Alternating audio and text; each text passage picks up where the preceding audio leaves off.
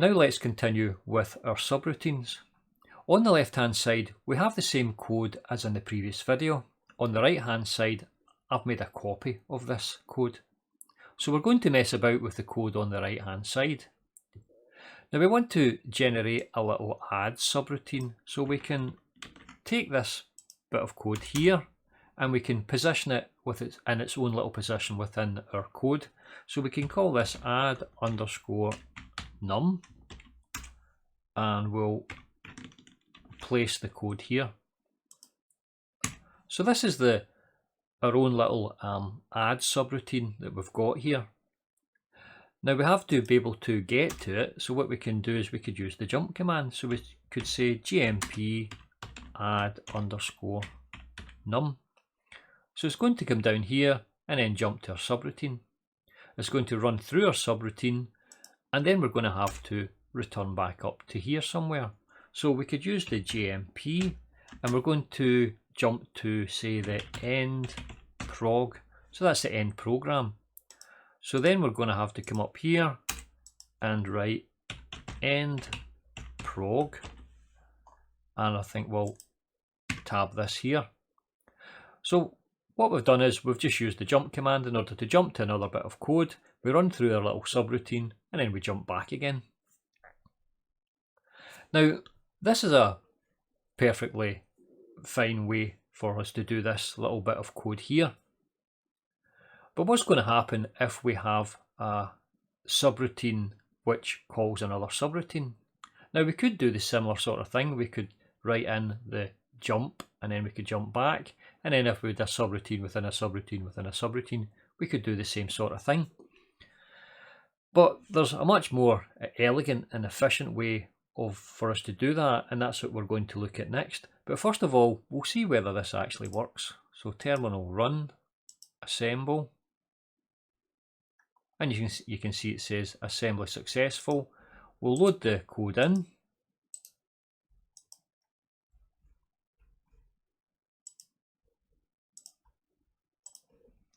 And we'll run it. Now I've set it up so that it will run a little bit slower so we can see what's happening. So we should get a 5 coming in, then a 3, it adds it together, gives us 8, and if it works it should stop. So that's it stopped. So let's drop in and we will have a little look at the contents within the RAM. So within the RAM we're going to have address 8500. So there's 8500 and it's got the value of 5 and then 3. We add them two together and we get the answer, which is 8.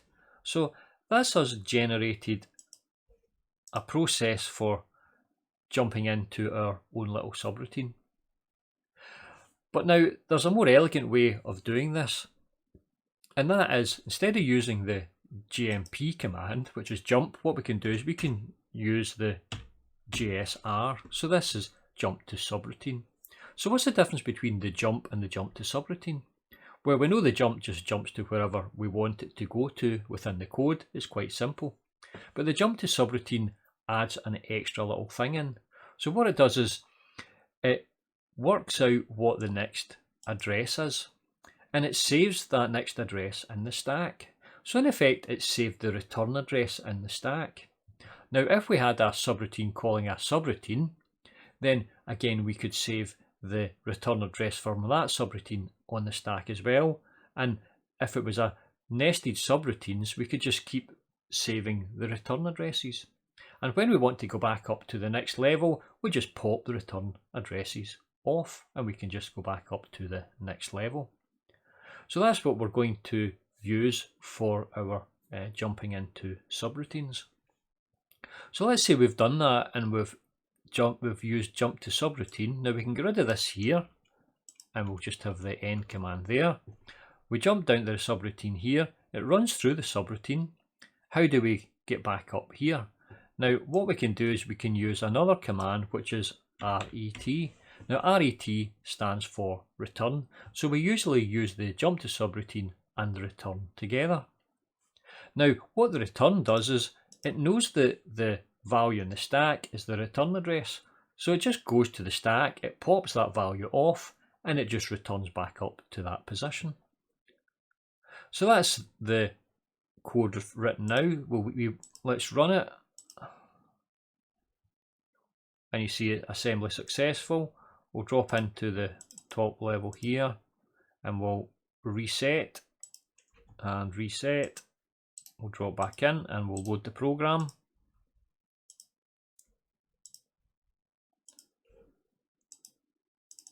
Simulate, tick enabled.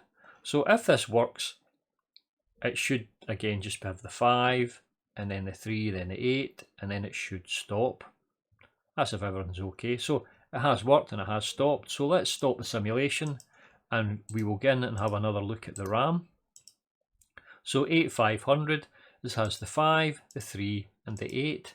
Now an interesting thing here is that if we head down to the stack, which is right down the bottom, then the first position in the stack contains the return address, which is 800C. So let's go back up here and we'll check this out. So we know that it has to return to this point here, which is the end. Now the end command, as we've seen in previous videos, is 5800. So it has to return to that point there.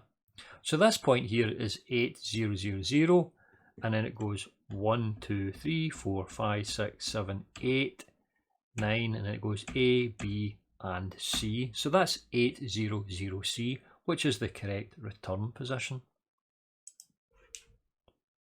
So we'll get in here and we'll just simulate, we'll reset it ready for the next simulation. Now there's one problem here with using this return, and that is, what if within the subroutine we were to use the stack? So if I was to say push R1, now we've worked out the contents of R1 is just going to be the sum, so it's going to be 5 plus 3 is 8, so it's going to push the number 8 onto the stack. So that means that whenever we use this return, it goes to the top of the stack, but now the top of the stack doesn't contain the return address, it contains the number 8. So if I was to run this here, it wouldn't work, it would just continue running through in a strange manner, because it's not returning to the correct position, it's trying to return to the position number 8. In fact, position number 8 is in the ROM, it's not even in the RAM, okay? So that's not going to work. Now there's a couple of things that we can do to fix this. The first one is that as a coder, we have to know that this is a problem. And then we have to ensure that whenever we run into these subroutines, that we ensure that we push and then we pop the values off, such that at the very end, we're left with just the top of the stack being the return address. So that's one option, but it's not a particularly elegant option and it's quite awkward.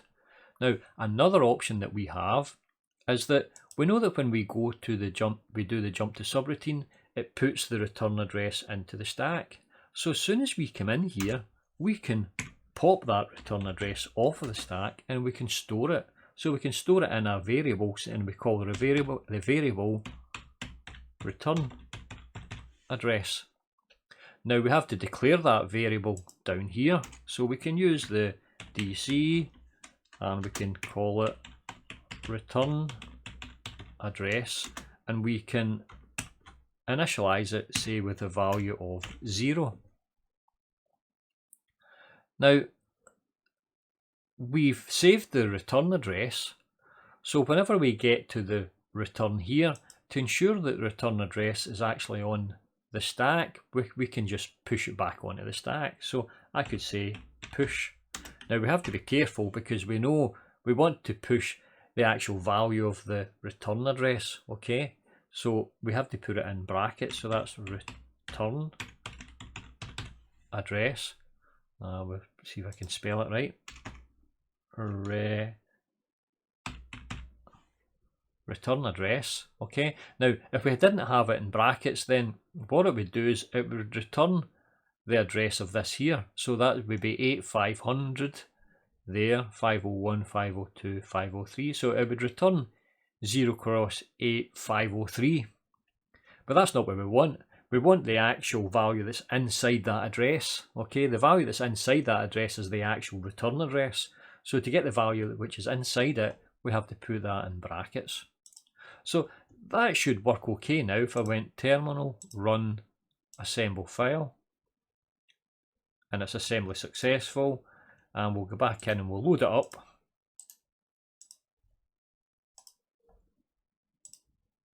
close, design, user panel, simulate, tick enabled.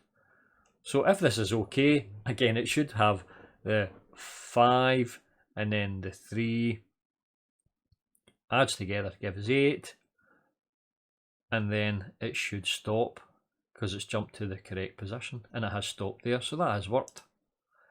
Now you can see whenever we drop into the RAM, we've got our 8500, which has got the 5 and the 3, and we add them together, it's got the 8. It's also got the local copy of the return address, which is 800F. And whenever we drop down into the stack, you'll see that the stack's got two values in it. It's got the value of 8, which we put in during the subroutine. But then you can see at the very end of the subroutine, we decided, well, we better push the actual return address onto the stack, because that's where the ret command is going to go and try and fetch it. So if we didn't have that, if we hadn't pushed that value on, it would have pulled out the value of 8 from the stack and gone to memory location 8, which is in the ROM, which is the completely wrong place. But as it stands, it goes to the top of the stack, which now contains 800F, which is the correct return address. So that's how we can use this.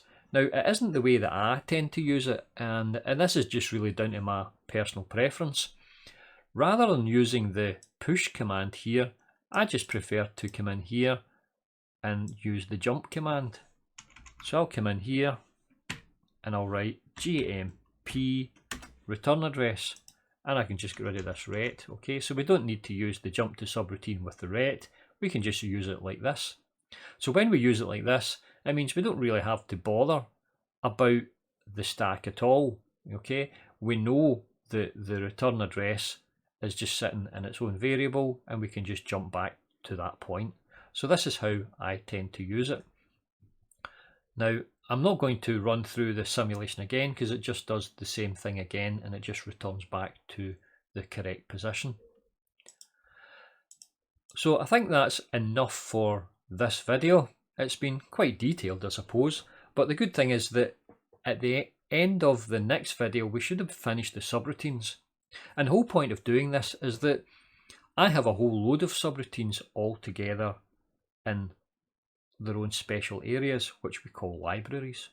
So I've got a library of mathematics subroutines, a library of string subroutines, and a library of graphics subroutines. And through the rest of this video series, we will be able to go in and we'll be able to get use of all of those libraries. Now, I'm not going to go through and show you how they all work. If you want to see that, you'd have to go and take the Design a CPU 3 course, where I build all these libraries up, and it's quite detailed. In this set of videos, it's not about understanding how those libraries work, it's about using the libraries and using them to do some interesting stuff and have some fun. So that's what we're going to do after we've got through the subroutine video, which will be the next one. So all of that to look forward to. Thank you for listening. I'll get you on the next video. Goodbye.